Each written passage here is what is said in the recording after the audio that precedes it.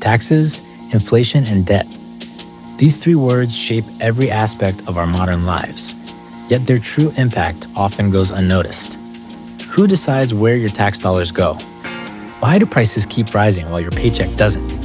And most importantly, who really benefits from the system? Today, we're breaking it all down. The truth might surprise you, and it's time we take a closer look.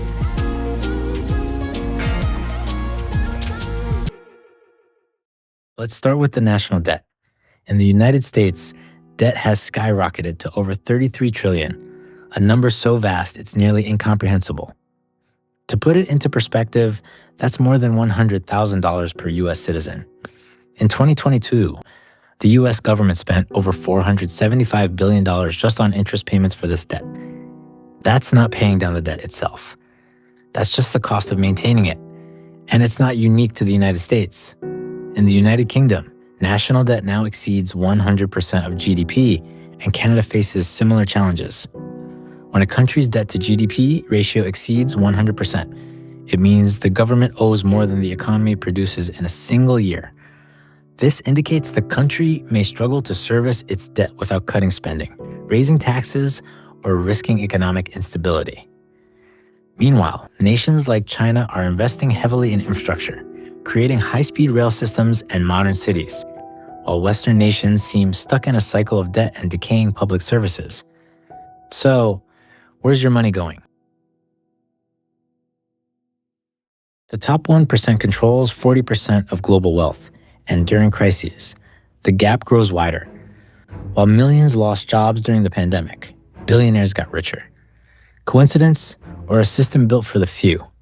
Taxes hit your paycheck, but loopholes let the ultra-rich off easy. Let's see how the odds are stacked against you. You work 40 hours a week. Taxes are taken out of every paycheck: federal, state, Social Security, and Medicare.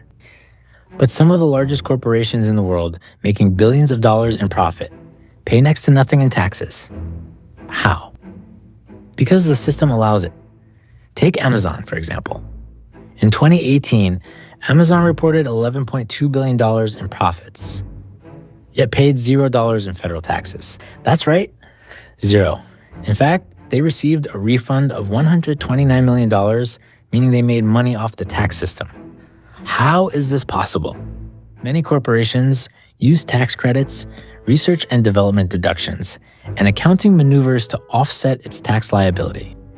The system is full of loopholes that companies with the right resources, teams of lawyers and accountants, can exploit. While you're paying 20% to 30% of your income in taxes, corporations like Amazon are playing by a different set of rules. It's not illegal. It's by design. A system built to favor those with money, connections, and influence. For the ultra-wealthy and multinational corporations, there's no shortage of ways to avoid paying taxes. One of the biggest tools? Offshore accounts. Entire countries like the Cayman Islands, Bermuda, and Switzerland that exist for one purpose: to shield wealth from taxes. Here's how it works. Companies and billionaires move their profits and assets to accounts in these countries, where corporate and income taxes are virtually non-existent. According to the Tax Justice Network, over $10 trillion is hidden in offshore accounts worldwide. That's more than 10 times the annual U.S. education budget. That money isn't funding schools, hospitals, or infrastructure. It's sitting untouched, protected by international loopholes and lax regulations. Meanwhile, small businesses and average workers pay their taxes because they can't afford to game the system. And then there's capital gains tax, another system designed to favor the wealthy. While you're taxed up to 30% or more on your wages, the ultra-rich earn most of their money from investments, stocks, real estate, and assets. And here's the trick. Investment income is taxed at just 15% to 20%. If a billionaire sells $10 million in stocks, they'll pay about 15% in taxes, just $1.5 million. But if you earn $50,000 a year, you might pay nearly 30%. The more wealth you have, the less you pay, because the system rewards those who already have money, not those trying to earn it. And it doesn't stop there. Real estate loopholes let landlords write off depreciation on properties even while collecting rent. It's perfectly legal because the rules were written to benefit those with assets and influence. If you don't want to take my word for it, listen to the current president-elect, Donald Trump, who famously said he knew the system was rigged because he used those very tax loopholes. Did you use that $916 million loss to avoid paying personal federal income taxes? Of course I do. Of course I do. And so do all of her donors, or most of her donors. I know many of her donors. Her donors took massive tax write-offs. So have you not paid personal federal income tax? A lot of my write-off was depreciation and other things that Hillary, as a senator, allowed. And she'll always allow it because the people that give her all this money, they want it.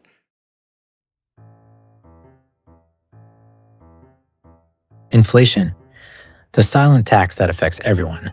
In the last 2 years, prices for rent, food, and gas have surged. Here's the thing, inflation doesn't hurt everyone equally. Governments use it to shrink the real value of their debt, while corporations use it as an excuse to raise prices. Companies like PepsiCo reported record profits, blaming rising costs while pocketing the difference. For you, it means less purchasing power. For them, it's an opportunity to make more money. Here's how it works. When the government prints more money or injects cash into the economy, like during stimulus programs, it increases the money supply. More money chasing the same amount of goods and services means prices go up. It's simple supply and demand.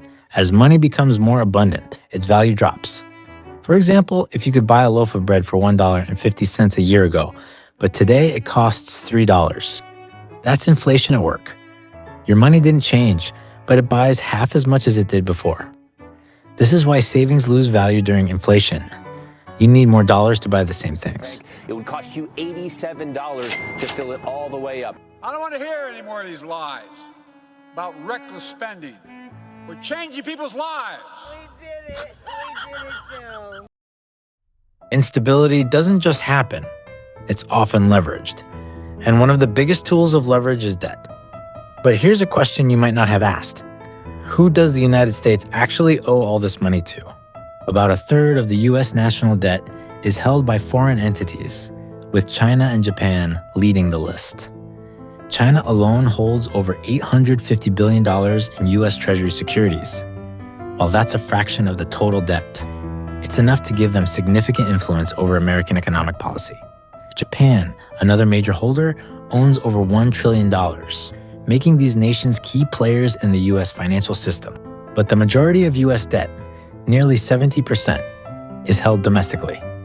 This includes Social Security trust funds, pensions, mutual funds, and even individual investors. Essentially, the government is borrowing against the future of its own citizens to fund its current obligations. Federal Reserve holdings also play a huge role, as the central bank buys treasury bonds to stabilize the economy, further entrenching debt in the system. While the US grapples with its debt, other nations are capitalizing on this instability. Countries like China use their surplus capital to fund massive infrastructure projects all over the world. The Belt and Road Initiative, for example, ties dozens of nations to their economy through long-term loans. This expands their influence while ensuring financial dependence from emerging economies. As instability grows, skepticism about Western-led financial structures intensifies. Losing the dollar's status as the global reserve currency would weaken the US economy, making debt harder to manage and eroding geopolitical influence. In its place, nations with diversified economies, large reserves, and strategic alliances could rise to dominate. Russia uses instability in the West as an opportunity to promote alternative global financial systems. By advocating for reduced reliance on the US dollar and forging stronger economic ties with nations that are in Africa, the Middle East, and Asia, they aim to undermine the dominance of Western financial structures. But for these nations, instability in the US isn't just a crisis. It's a chance to shift the balance of power. If this video gave you something to think about and you'd like to see more, hit that like button. Subscribe and join us as we uncover more ways to challenge the status quo.